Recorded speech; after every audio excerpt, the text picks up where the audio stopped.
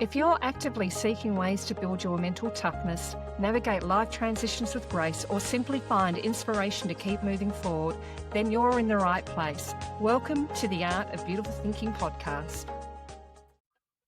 Hello and welcome to the Art of Beautiful Thinking. I'm Cat with my co-host Yvette, and today I'm going to be asking Yvette a few questions about some metaphysical things, actually, some stuff that I'm not as up on as she is, all to do with how we show up in this life, how we manifest things and how that looks. So Yvette, putting you on the spot today, we had a bit of a conversation and I said, gosh, we've really got to put this on a podcast, explaining about what are we as human beings? Because, you know, we're not just from a psychological and medical perspective, we're a complex collection of plumbing with something that animates us. Yeah. What do you see it as? You've got a different point of view, which I find fascinating. Well, I wouldn't say it's a different point of view. I still believe that, yes, we have what we refer to as the physical body. We live in a very material world and planet, etc. And our senses are always on alert. And so we're living life through all of our senses, and those senses are felt through the body. But as you said, what animates all of that?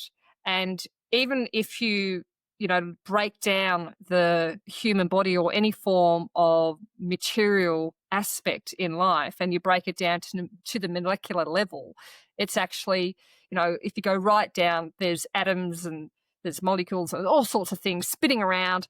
And then they say, well, that's energy. That's energy that's being spun around. And then there are spaces in between that. And when you break it down even more, it's like a light frequency. And you look at that and you go, well, okay, what's that light frequency? And there's different, I suppose, chains of thoughts around this. What is that light frequency? Is it an infinite intelligence? Is it, some people may refer to it as God or what have you. What is it? And from a metaphysical theology perspective, it's referred to as infinite intelligence or universal intelligence or universal source. And we are all made up of that. So if you look at it from that perspective, you are actually a physical element of infinite intelligence expressing itself in this lifetime. Holy shit. It can learn. That's pretty full on. It is. That's pretty full on. And so that is my view on life. And, do I expect others to take on that same belief? People have different beliefs, but that works for me, and it really makes a lot of sense to me because I've also got a very analytical, logical mind. I also believe in science, but at the same time, I also know that there's something more going on in the world that we don't know, and us humans can never really fully grasp what that is. We don't have all the we answers. know that there is something there, but what it is, we don't know. And we try to intellectualize it, but our minds are just not capable of doing that. But we can sense it. We can feel it. We can. It was really interesting because, from a perspective of, like, I've studied a bit of psych and a bit of criminology, I noticed that when we do science and we always check things, it's always in very controlled conditions with double-blind studies, which is great to make sure that your science is repetitive, but it's not really, and you are trained to be a skeptic. Obviously, you've studied at uni as well. But it's really interesting because what I've noticed working in areas, and I know you've noticed this too, is that you can get training around psychology that helps with your anxiety. You can get assistance that will also help your depression, but what is that unsubstantiated kind of weird void that we have where we're not satisfied, where we don't feel content? You can do all of the cognitive training that you want in the world. What do you fill that up with? Because this is what happens to a lot of people in our stage of life. We're doing all the things. We've got kids, we've got mortgages, we've got jobs, we've got careers. A lot of us have studied. A lot of us are quite happy with where we're at. A lot of us are really unhappy. What do you think is that? What's causing that? There's an urge in you, and that urge is coming from what I refer to as your authentic self. Some people may refer to that as the higher self, but I just say that's infinite intelligence. And that urge is trying to express itself through you. Now, we are all born in our unique way, in the sense that we've got our personalities, we've got our certain traits. We all have a value system, but Yep. the hierarchical structure of that value system, or priority, the list of priorities of that value, will differ from person to person. And so we all have a unique way of expressing ourselves. Yeah. And there's an urge that is behind that expression. And normally, as humans, we have this idea that we need to shrink ourselves because we're concerned about what other people think. We don't really Yep. want to show up to the world who we truly are from the inside. And Mm. also, we allow our fears and doubts and the belief systems that we've created within this lifetime, that's whether societal beliefs, things that have happened to you as a child, we've allowed those to dictate who we are as people, when really they're just a veil. Yeah. Yeah. They're just a veil. And if you are able to move past that veil or pull back the curtain as such to tap into who you really are at the core, you have this absolutely amazing, as I said, infinite intelligence that's trying to express through you. So, and allowing it to express through you, to trust in that. And when you are not connected with that, you always have this urge, Yeah. this thing that there's, something that's not quite fulfilled, Something missing. something that feels empty within inside of you, because you're not actually living life from your full potential, which is connecting to who you truly are on the inside. And the things that I see people trying to fill that with is material items, flashy cars, flashy homes. And there's nothing wrong with having a nice car and a nice home. Don't get me wrong, but or new relationships. What is it that you think that actually fulfills that deep sense of, I want something different? How do you figure out what it is that you need? Well, you have to connect to it first. So step one is get past the veil of those limiting beliefs and the doubts and the fears. And that in itself can take quite a while, Yeah. because in order for you to connect, you've got to actually get past that stuff, because that stuff's going to keep holding you back. Yeah. It's constantly going to prevent you from being able to not just connect, but even achieve the things that you want in life. And you may find initially when you start doing your connection, whether that's through meditation, whether it's through personal growth stuff, what have you, when you start doing that, you're going to be finding that you'll have a little bit of an insight into it, and you kind of go, oh, I can feel that, I can see that, I can sense Yeah. that. And then the doubts and everything like that creep back up in it. And it's almost like you go, oh, wow, I just had a really amazing internal experience, and I feel so much love and light within inside of me. And all of a sudden the monkey mind comes up and goes, no, you didn't really. Yeah. Getting That too wasn't big for your true. boots. And Which is and this is all woo-woo stuff, what are you talking about? Gosh, there's nothing Yeah. really magical going on here. And Do you so think that everyone's got a purpose and a thing? Because you I said do. everyone's got different values. So do you really think everyone's caught? Because, I mean, our society is structured that we all go to work in big offices and there's a bunch of us and we're all trained to push the same buttons and do the same We're thing. trained very well. Yeah, we are from a young age. And, I mean, look, let's not talk about blowing up our whole life.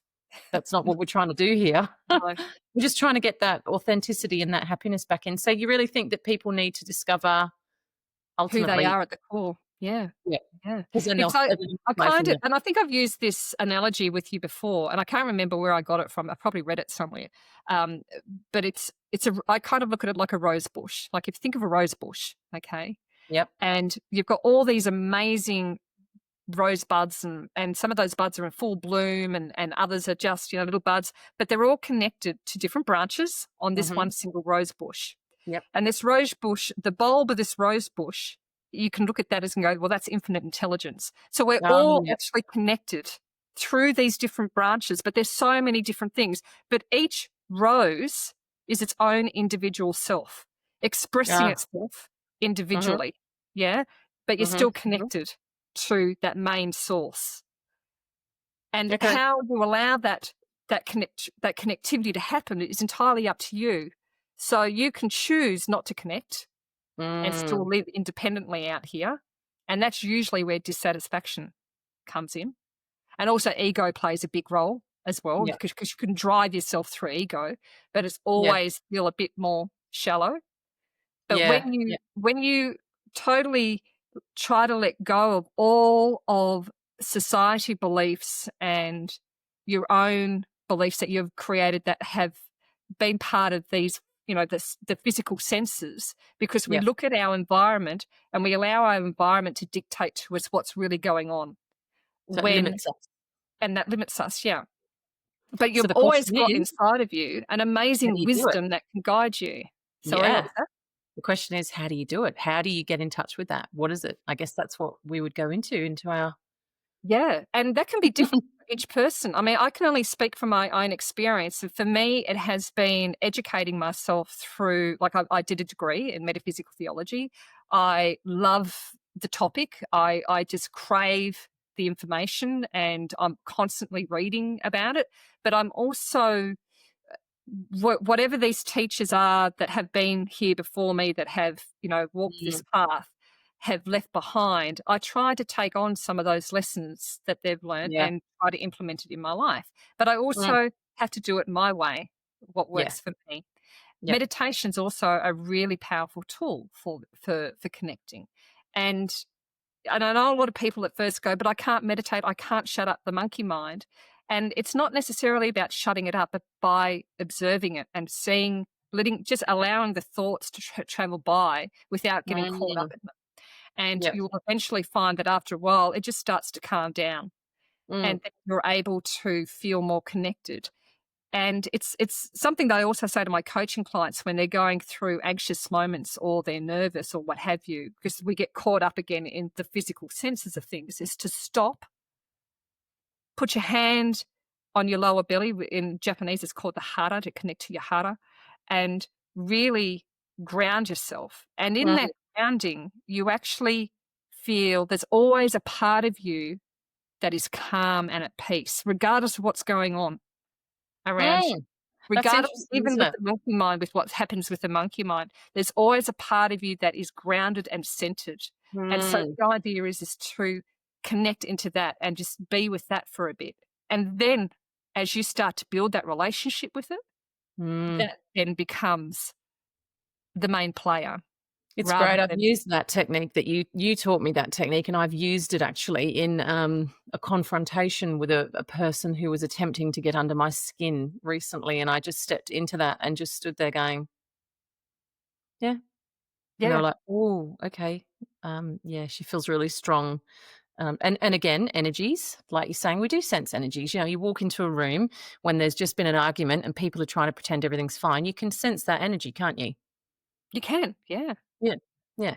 And it's a So, different thing too, when you come into a room coming from your center, mm, things just come, that they just wash over you. yeah, And that's usually for me, I'll know when I'm centered versus when I'm not, because when I'm not centered, things get to me yeah, and yeah. I allow it to get to me and I get all caught up in it. And then I Mm, know that I'm getting really caught up in my senses as opposed yes. to just connecting to my center and allowing that to speak truth. So this is what I think we're missing in modern psychology, in my opinion, and the work that we do with. We're just starting to understand a trauma informed practice. We're starting to now try and marry up, the emotional trauma that people have, along with the thought process and understanding cognitive processes. But we also now need to consider the metaphysical, the spiritual, the emotional side of things, because we're not. But none of these are separate. They all work together. And I think this is Mm, what we miss, is that we don't help people get out of their head. Like, you start in your head, you start to learn to control those thoughts, and then you move down into your center. And we don't do that step with people. We just go, correct. yep, you've controlled your thoughts. Okay, good to go. Yeah. And Hmm. the idea is to align, Yeah. heart and mind, align Yep. them together. And when you align them together, I think you can make clearer decisions and decisions that are not just are going to be a better outcome for Yeah. yourself, but a better outcome for everybody involved. And they stick. They And they stick. stick. That's They the do. whole difference between, going from, the psychology of things. Like, I can tell you exactly how to manage anxiety and exactly the processes and the steps to take. I can talk to you about cognitive behavioral therapy, the whole bit. And when you get practiced at that, yes, certainly it makes a big difference, but, you still can end up having anxious moments, whereas if it Yeah. sticks, you get down right into the, "Why do I have those destructive and limiting beliefs in the first instance?" And really become we don't teach people this. Explore your inner landscape, become at peace with yourself, because once you're there, nothing really rattles you. So we need to get more Yeah. of this out there. Mm. You've hit the nail on the head. It really is about inner peace, finding that peace within yourself. Mm. If you look at Buddhism, for instance, one of the main catalysts behind Buddhism is that everyone is suffering. What are they suffering from? It's mental suffering. It's the Yeah, suffering that we put on ourselves. you do. And so how do you go past that suffering is, again, you connect to Yeah, your authentic self, your inner self, and you connect to that center and that core, and then allow all your decisions to come from that place. Now, it sounds really easy when we talk about it. It's like, well, that sounds really easy, but how do I do it? And the doing of it is a process. yeah. And it's not something, that happens overnight. No, I sure. have heard of people that have been able to wake up overnight, and that usually happens because something really traumatic has happened to them, and Yeah, it's yeah, shaken them to the core so much that they've been able to tap yeah. into this and come out of it and live from that space. Mhm, But for the mhm. majority of us, it's a constant work in process, and it's learning and understanding and letting go. And that letting go, like, not just letting go of control, but Mm, letting go of the old you, letting yeah, go of the stories, letting yeah. go of the old beliefs that don't serve you. All of that stuff, you've been that person for such a long time. You've worn that mask for such a long time that it can Mm. be quite difficult to actually start to shatter that, start to Well, put on a different it's pair like of yeah, I glasses. can see why people would be fearful of that process. So say, for example, I came to you and said, "Look, Yvette, I need you to coach me and assist me with this, but I'm really afraid that during this process, I'm gonna find out that I'm a completely different person and the life I'm currently in is gonna blow up because it doesn't work for me." What would you say? Well, I'd say it's not going to blow up. It will gradually things that don't work for you will Mm, gradually go away. They will just it's like they just fall away, yeah, yeah, on their own accord, organically. They yeah. just disappear. But people that It's are not that stuck big. in their pattern and really Yeah. stuck in, say, for example, they might be in a relationship that's actually not the relationship that should be for them. Well, then Yeah. that relationship will dissolve. Yeah. So you gotta be quite brave to take that journey. Yeah. But then Mm. again, at the other side of it, the relationship may grow with them. You Yeah, you don't don't know. know. If that relationship is what you're meant to be in and you're meant to grow together, you'll know that anyway, Yeah. whether that's the right person for you. And As time goes by. and you'll Yeah. also know at the core if that person's not right for you.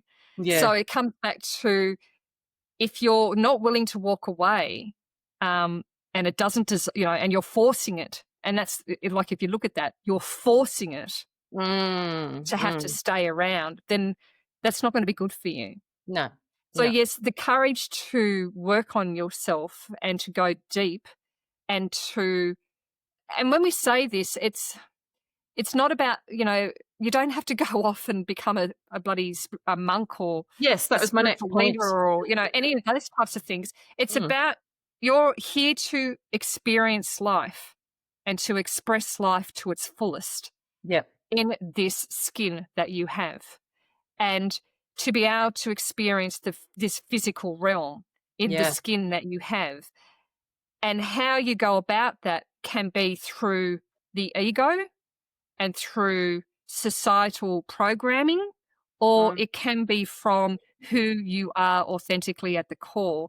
And if you do it authentically, well, you're going to live a happier life. Oh, it's And totally a those different experience. situations and those people that are going to Mm. grow with you will grow with you.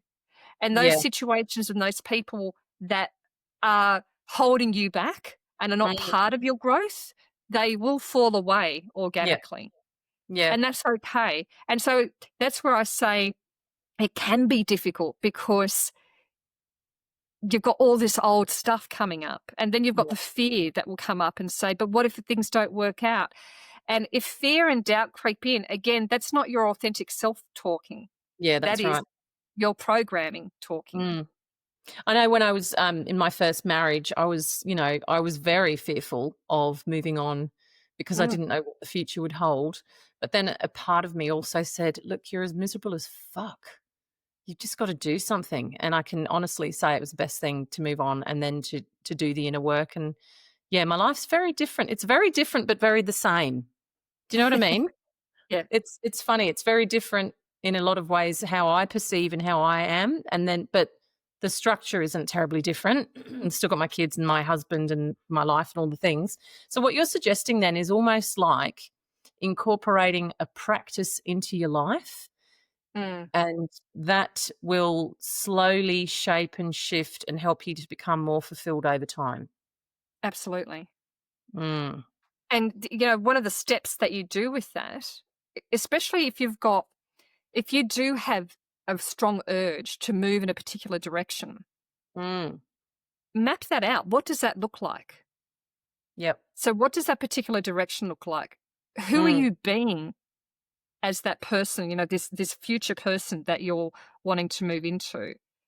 What mm, does that person look like? How do they express themselves? Who are they being at the core? And rather than focusing on it in the future, yep. encapsulate those emotions and that being now Yep. and come from that It's place really now. difficult to do because, a lot of people have those naysayers in their life and the monkey mind going, "Oh, how could you possibly do that?" That's because we all do. I think a lot of us have dreams and aspirations that we really would love to have in our life, and we don't do them because we've got that, "Oh, but you know what? Imposter syndrome. You probably can't do Yeah, that," or you've yeah. got too many responsibilities, you've got too many things on you. You've just got to stay focused on what you're doing. So what you're suggesting is powerful, and that is keep showing up doing what you're doing every day, but start working on your inner landscape and watch the shifts happen. Actually, it is interesting because when I've done work with psychological stuff to address my childhood trauma, that's really hard work. When Mm. I've done the work that you're talking about, it's almost organic, kind of flows. You start it going, oh, this is a bit frightening, but then you go, oh, it actually just sort of happens. You don't even have to push it or force it. It's quite It easy. just comes up, yeah. And the stuff that you're meant to work on comes up Yeah. and allows you the ability to work on it and release it. And then you release it, you let it go. Yeah. It's not about holding on to it Yeah. because you You want to feel just let it lighter. come up and let it go. You want to recognize it, see it for Yeah. what it is, but Yep. then let it go. Mm. Because you don't want to keep being that person. That's the old you. That's the old chapter. You're writing a new chapter. Yeah, exactly. Exactly. It's funny. And so It's sort of like that yeast into the bread analogy. I think that might be a religious thing actually. The yeast works its way through the bread. You can't see it, but slowly it makes it rise. mm, Same kind of deal. Like it totally changes the constitution of the bread. And without it, the bread doesn't rise, but you can't physically see it. You can just see the effects. I think I and quoted the Bible there in some roundabout way, but whatever. the possibility. And it is good because that's exactly what it is, as you said. It's like when you start the work, you will start to change on your cellular level. Mm, yep. And Feel different. it's a gradual change, but it'll Mm, happen on a cellular level. And as that cellular level change happens, you start to change.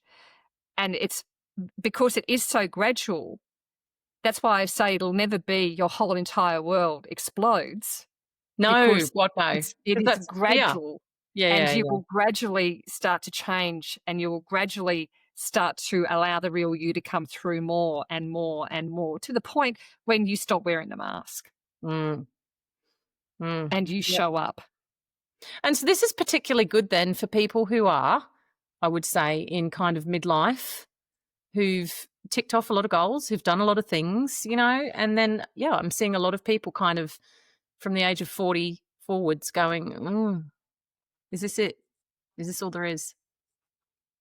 Why do you think people are like that? Because they've done all their materialistic stuff. They've done it all, and then you kind of they're not working enough on integrating everything. Yeah, it's sort Well, of there's a all external. dissatisfaction, isn't it? Because Yeah, you haven't really been expressing what you're here to express. yeah, So there's always this dissatisfaction and feeling like, well, yeah, I may have ticked a lot of boxes and I Mm, may have had an amazing career or what have you, but mm. I still feel empty. It's interesting because you do see people do career changes and things in their 40s and 50s too. And I think that comes down to perhaps maybe at that stage of your life, perhaps you're not quite so busy. You're not sort of crazily running from one thing to the next. And do you have time to stop and consider and maybe start to hear that quiet inner voice that's talking to you?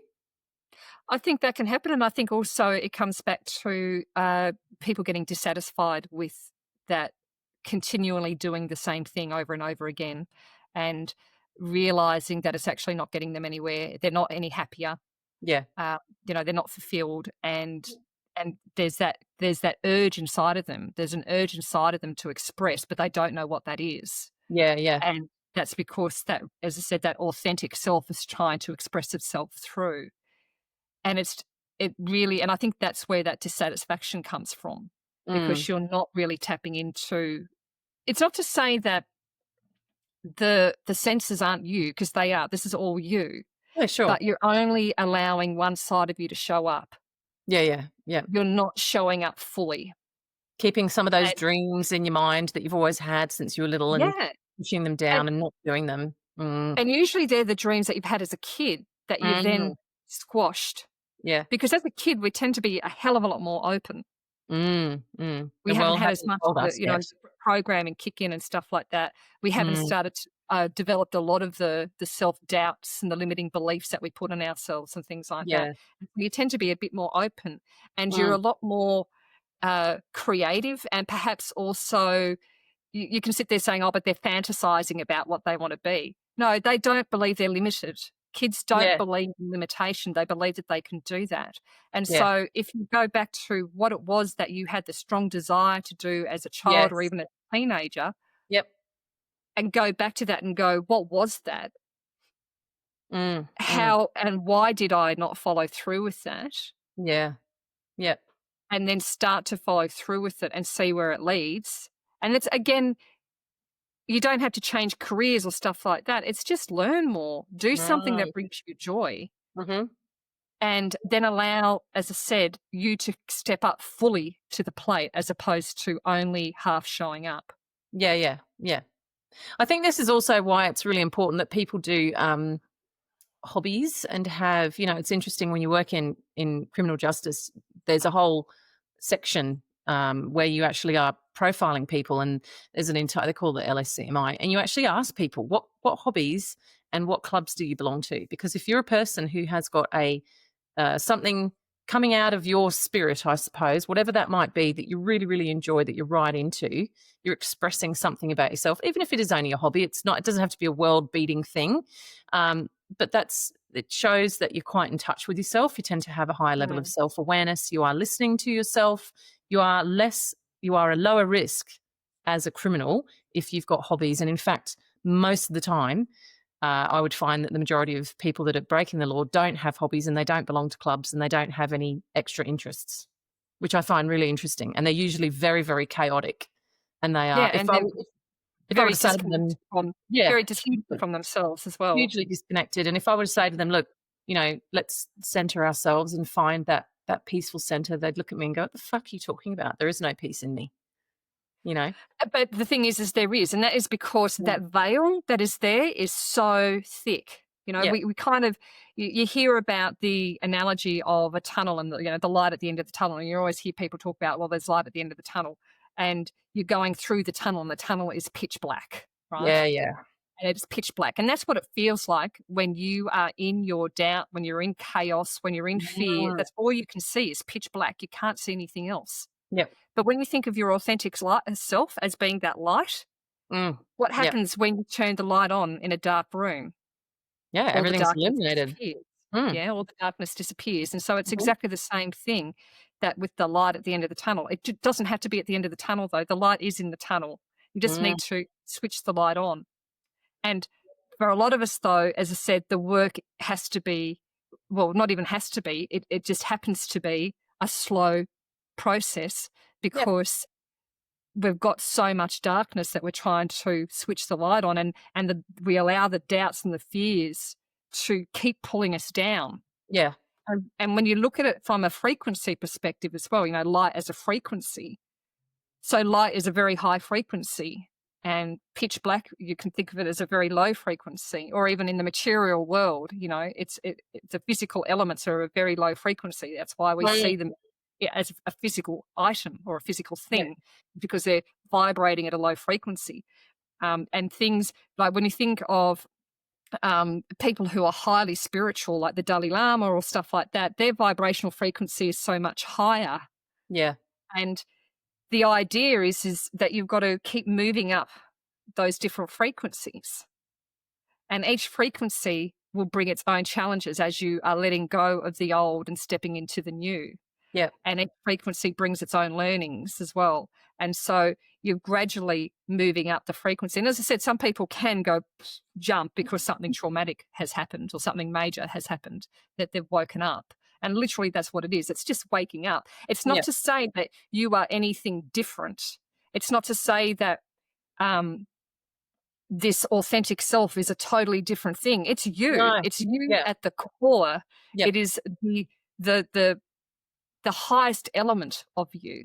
It's like an integration process, I think.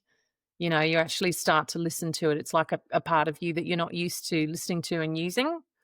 Yeah, And we're too busy shutting it down. And the way yeah. that, especially in Western society, Mm. we the way that we work in Western society, the way that we socialize in Western society, are all elements of not being connected to Yeah. that authentic self. Drink and shut that voice down. Yeah. Yeah, yeah. Mm. Mm-hmm. And stop stop that. I'm depressed. So rather than going, well, how do I work through this depression? We take drugs, we drink alcohol, we become addicted to shopping, certain foods, what have Yeah. you, as mechanisms to Yeah. help release that. And it doesn't actually release it. It just keeps you It at just that shuts it lower down. frequency. Yeah, it just squashes it. It just squashes it down. Yeah, that's Yeah. right. It's right. And the thing is, it's really interesting because I do see a lot of people that are really stuck with this stuff. And I've been stuck with these things over the years too, and it's something that people kind of say. I can remember someone saying to me when I was leaving my ex, why are you bothering? And I was like, what? They're like, why are you bothering to do this? Why are you, you're blowing up your whole life. You just got to move on. And what you've just got to learn to accept. They literally had this conversation with me. They'd previously had an affair on their husband. And then they said, oh, they're going out and they're cycling of an afternoon for a long time. And they come home and they smell really fresh after having a shower. I think they're having an affair. I was like, well, what are you going to do about that? And she said, nothing. Life will go on. Things are just going to keep going the way they are. And I'm like, but why would you live like that? And she said, you've got to understand, Kat, this is how life is. This is what everyone's marriages are like. And I just went, I don't accept that. And she said, Yeah. you're going to be really disappointed then. And I'm like, you know what? I'm not. I'm not disappointed. I'm stoked. I'm stoked. I had the balls to actually go, yeah, I'm not doing that.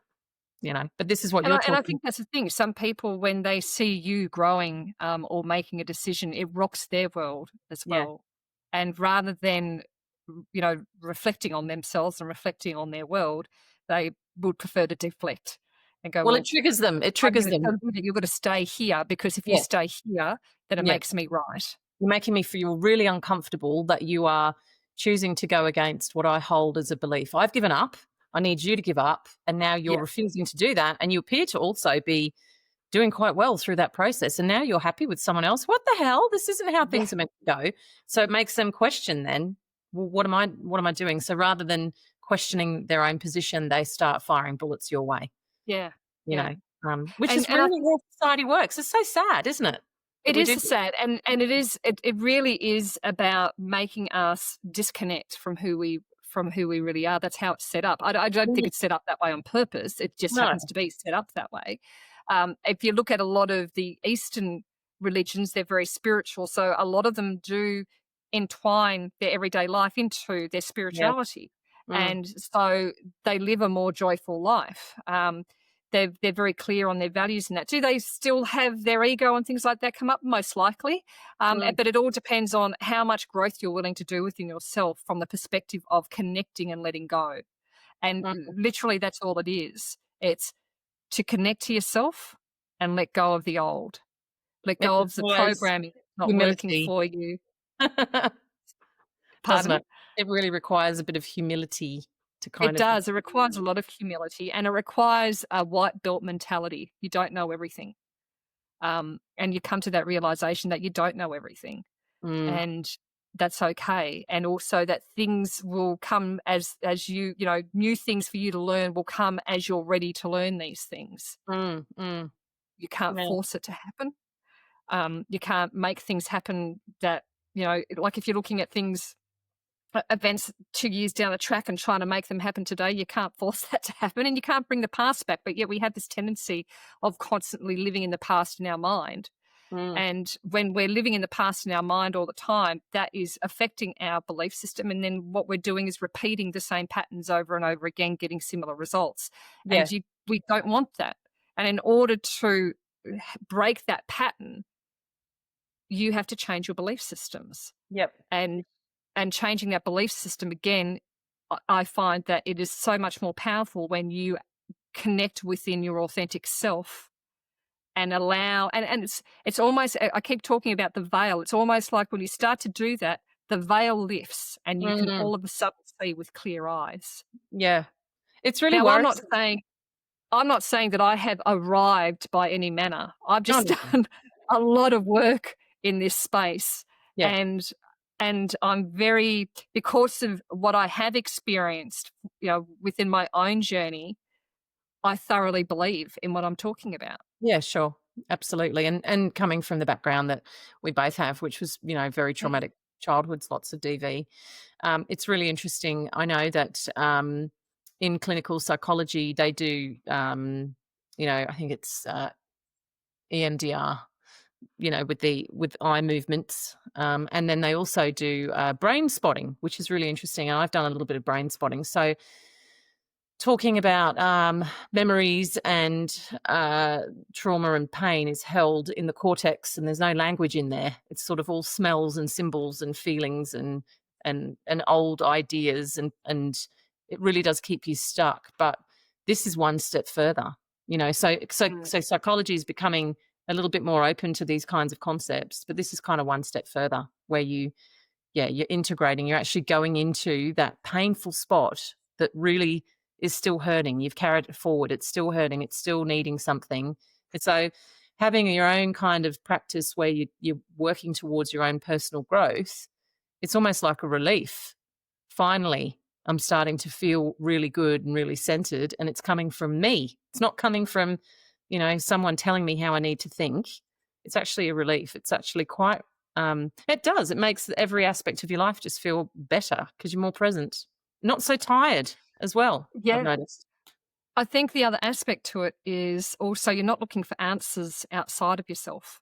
Yeah, The because that's really answers are confusing. Mm. internally, and any answer that you need for a question, you can actually find within yourself. I And a always lot of the believed that. time, I was very arrogant to think that way. I was always told, "Oh gosh, why would you know the answers?" but I'm not talking about from an intellectual perspective. So when we look at it from an infinite intelligence point of view, Mm. then you do have the answers within inside of you.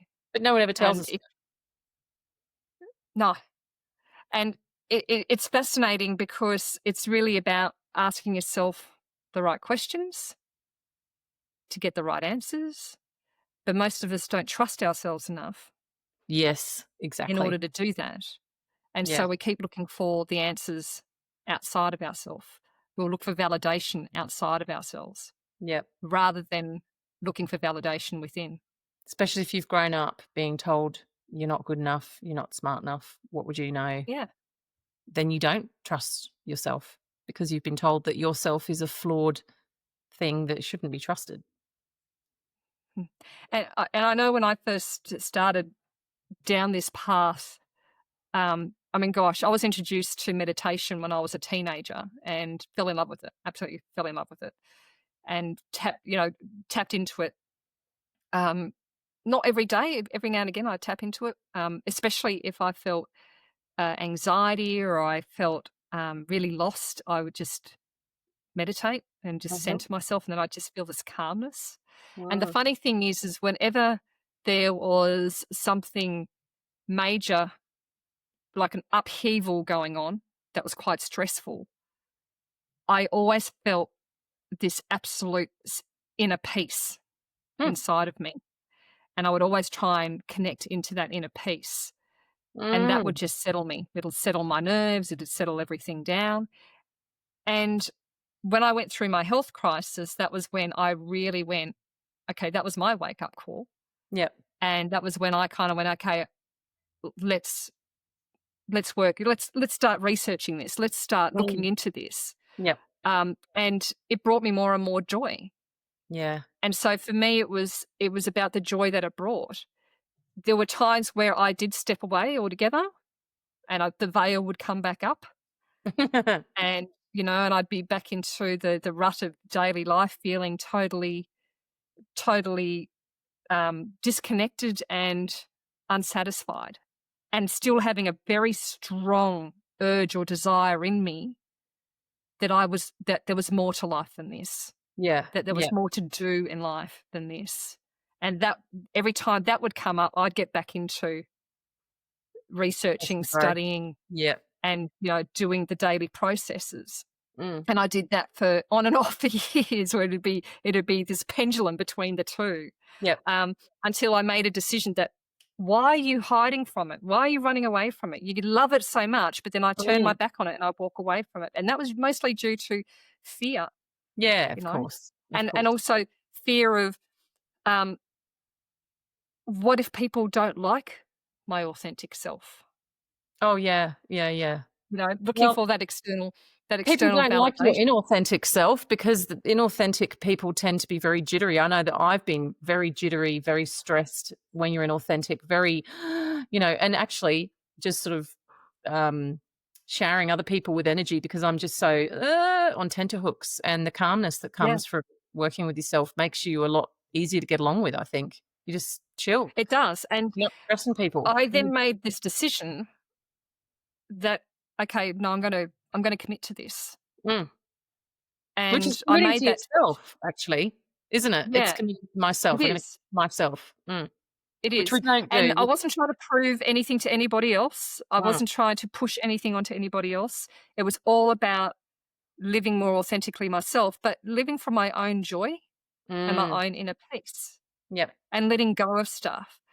And so I continued down that path, and that was what got me doing the metaphysical degree, and and again moving even down to the path where I am now of doing this podcast, having the coaching business and all that type of stuff, because I now want to be able to share these insights mm. that I garnered over the years, and see if they can actually Help provide other some people. spark in someone else's life that is Yeah, possibly going through something similar. yeah, absolutely, absolutely, because the answers aren't out there, in a lot of systems and things that we've created. They just aren't. I mean, we're pouring rivers of money into I've seen it, community services, all the things that we're doing. It's not working. It's not working. Mm, So to me, it's about connecting to you. It's mm, about connecting to your real self and living life from that place and finding your truth. yeah. It makes you happier. And, it's actually done wonders for my marriage. My marriage was already good, but like, I don't know, when you're more confident and centered, my husband's looking at me going, you're all got a bit of a glow about you today, haven't you? I'm like, yep. And it does impact your relationships in a positive way. Yeah.